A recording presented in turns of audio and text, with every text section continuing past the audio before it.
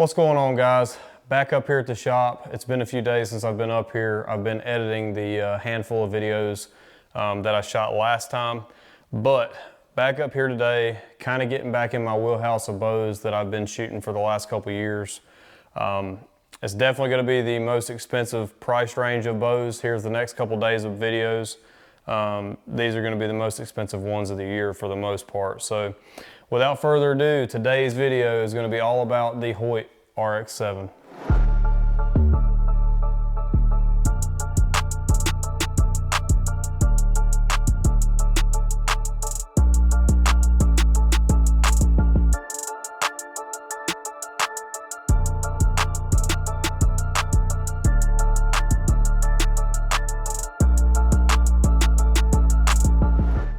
All right, guys, so the RX-7, this is gonna be the carbon bow, the shorter axle-to-axle carbon bow from Hoyt.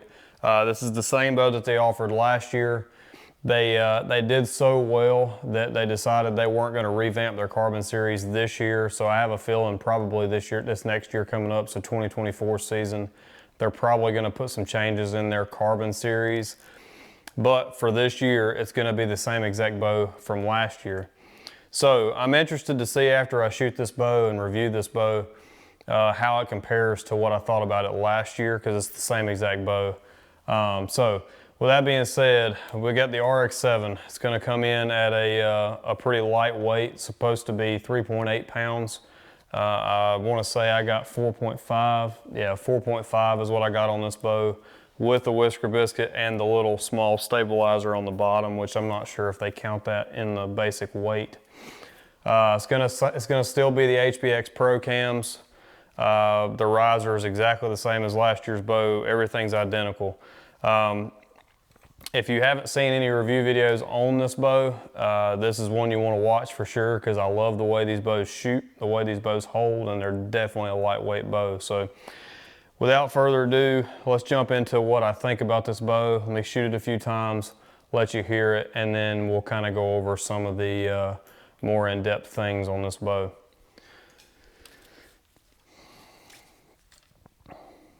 So one thing that's different with Hoyt's carbon bows versus some of the other brands is they still offer the pick mount on the front as well as the pick mount on the back. So if you want to shoot a Picatinny rest or a Picatinny mounted rest like the QADs, the integrated series, you can shoot that on these bows.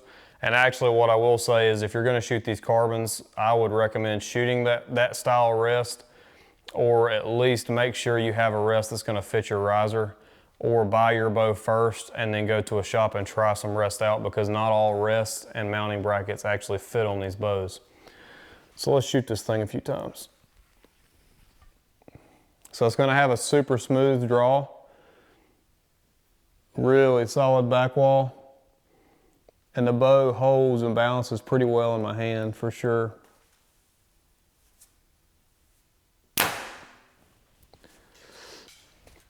So it's going to be kind of hard for you guys to tell how quiet this bow is just because I'm shooting at the target right here.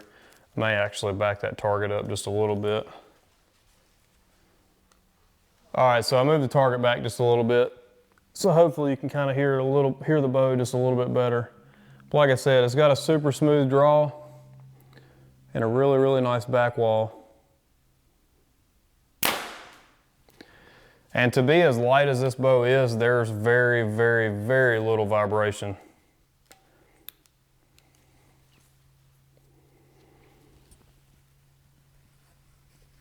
Right there, that's the drop off. I'm gonna let it down, do the let down test.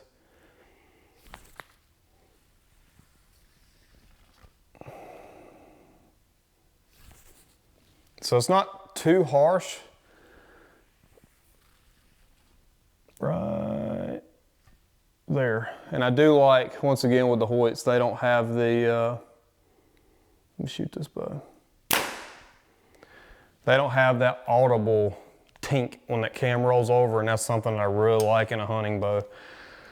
So, super smooth draw, just has a little bit of a drop off on the back end, got a really nice valley. It does kind of take off a little bit with you on the way back over, but it's not so much that you can't control it on the way down. Same grip as the Hoyts have had in the last couple of years, and it's by far my favorite grip that Hoyt has came out with. One thing that's a little bit different on these bows is instead of having the machined sidebar mount like the VTMs have, it's going to have a machined mount, but it's going to be inserted into the carbon riser. So that will be a little bit different from the aluminum series of bows. But other than that, all the features on this bow are going to be the exact same features for the most part as the VTM series. The main difference in the two bows is going to be the carbon riser. So let me pull these arrows, shoot a couple more shots, and then we'll go over what I think about on this bow.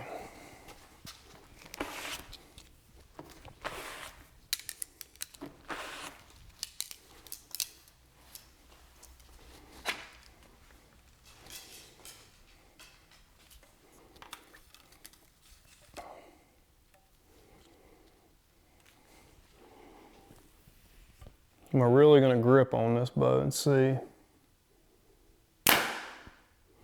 Just a little bit of hand shock on the shot.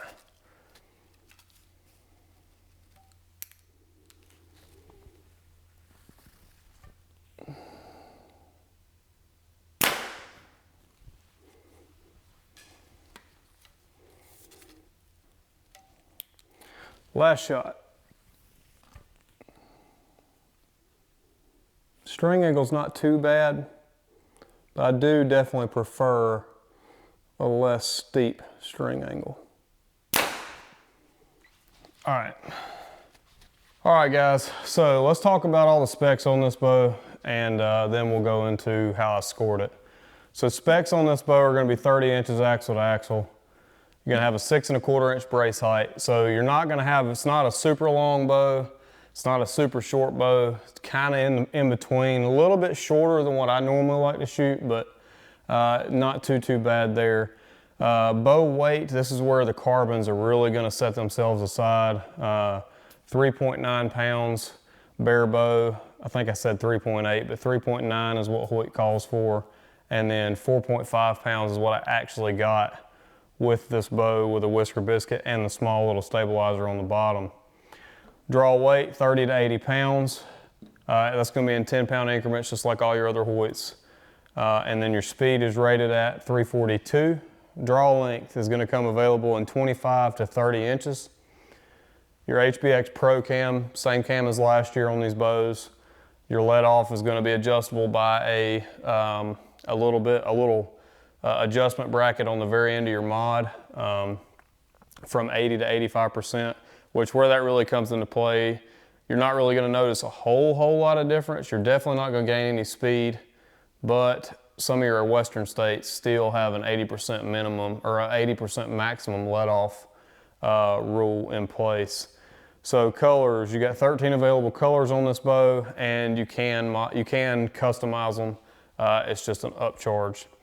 All right, so let's talk about the speeds that I got on this bow. So once again, just like the rest of these bows, 70 pounds on the dot, shooting a 350, a 425, and a 513 grain arrow at 27 inches, 28.5 inches, and 30 inches on the draw. So 27 inches with a 350 grain arrow, I got 293. 28.5 inch arrow, or I'm sorry, 27 inch draw, 293. 28.5 inch draw, I got 298, which for whatever reason, that 1.5 inches really didn't gain you much on this bow. And then at 30 inches, we got 324, which is still quite a bit lower than what's rated at 342. Could be in the chronograph, could just be that it's rated a little bit higher than what it normally shoots. And then, so with the 425 grain arrow, we got 270, 276, and 300. And then with the heavier 513, we got 237, 251, and 270 set up that way. So let's talk about how I scored this bow. So for shootability, we're gonna give this bow a 6. Tunability, we're gonna give this bow a 5. Draw cycle, I've got it at a 7. Back wall 7. balance 7. Weight, this bow is gonna get an 8. Speed, we're gonna get a 7. Yeah, we're gonna give it a 7 because that's pretty good on the speed there. Noise, we're gonna give this bow a 6, and we'll talk about that here in just a minute. Vibration, a 6, and fit and finish, we're gonna give it a 9. So for price, we're giving this bow a 3. It's gonna be a 68 for your main points, and then it's gonna be a 71 total points. So let's talk about a few things. So, shootability. The bow's not very long. It doesn't have a huge brace height, but it is a shooter. It does shoot well. It's not the shortest bow that we've tested, and it's not the longest bow that we've tested. So shootability, I'm gonna give this bow a 6. Tunability, Hoyt still doesn't offer anything as far as tuning this bow without a press. But like I've stated in my last couple videos, I really like the simplicity of how the Hoyts are. It makes them more durable in my opinion, and that's one thing, Hoyts are very, very durable bows. Really the only adjustments these things have are twisting your strings and cables and shimming your cams, which you can't do either one of those without a press. Along with tunability though, guys, I want to talk about these cams. The Hoyts, the adjustment in the draw length and the mods are by far my favorite of any of the bows that we've tested. The way they're on this track system just makes it super simple. You loosen 2 screws, adjust this mod, and you're good to go. If you want to adjust your draw length, if you want to adjust your let off, you just same mod. The Hoyts are going to come with 2 mods. They're going to come with a 2 base mod and a 3 base mod. One's going to be from the shortest, your 2 base is going to be from shortest to mid range, then 3 is going to be from mid range to high range in your draw length. One thing I will tell you, if you're shooting at, like I say, a 28 or 28.5 inch draw, I don't remember where this mod maxes out on the smallest, on the 2 base mod.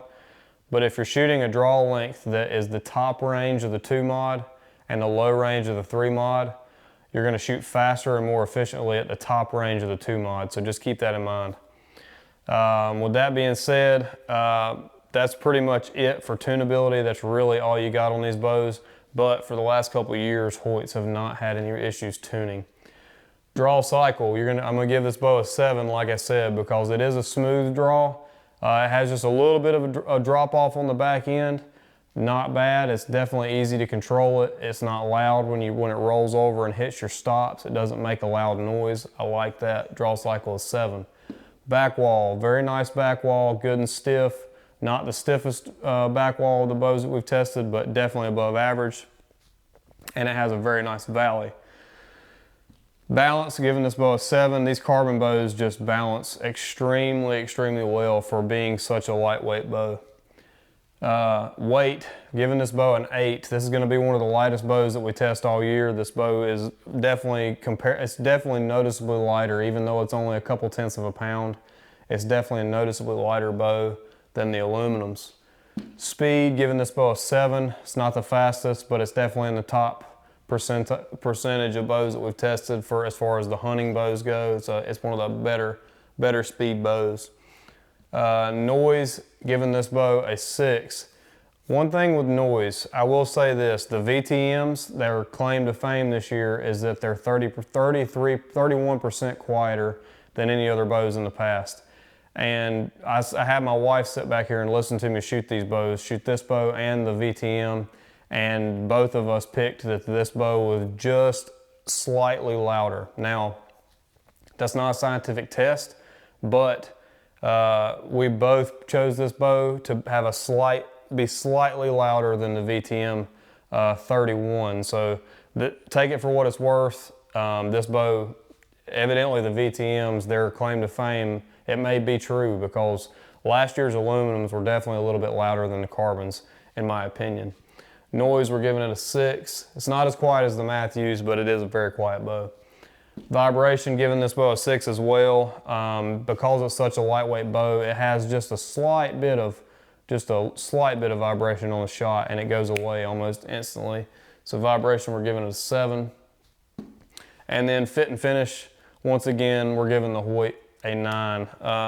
Just slightly less, shouldn't say durable, but just slightly less of a clean looking finish than the Matthews, but better than most. So we're giving it a high score of a 9 there, so giving us a 31. So just to kind of close this video out, I really like these Hoyts. I like this Carbon RX-7. Do I think this year that this bow is worth the extra $500 or so between this and the VTM 31? I just don't see it. There's two differences. There's two things where I think this Carbon does better than the VTM. One is going to be the weight. It's slightly lighter. If that's a big deal to you, then you know that might be your reason why you want to spend another $500. The other thing is that the Carbon does not get cold on your hands like aluminum does, and I can tell you for sure from being a bow hunter that hunts late season, it does make a difference. Call it for what it is, you know, put a glove on if you want to, but it does make a difference in my opinion. Carrying it in makes a difference even with a glove on. That aluminum riser just gets really, really cold. So I do like that about the Carbons. Other than that, the aluminum is the way to go in my opinion this year. But like I said, take that for what it's worth. It's completely opinionated. I really like these RX-7s. I think it's a very good shooting bow. So definitely come up here and shoot it for yourself. Don't take my word for it. I'm just trying to get y'all some good content out there and get you these videos so that you can at least have an educated opinion when you come up here to shoot these bows. So if there's anything else that y'all want to hear, any questions y'all have about this bow, please comment down below. Reach out or call these guys at Grafton Archery at 704-855-1300. They'll be more than happy to talk to you and get you steered in the right direction. If there's anything I can do for you, just let me know. Guys, please like and subscribe. Please comment down below. That really helps our channel out, trying to get this thing fired back up, trying to get the channel growing again after being gone for so long. So thanks for watching, guys. As always, remember to live your life to the fullest and use your passions to bless others. We'll catch you on the next video in the series.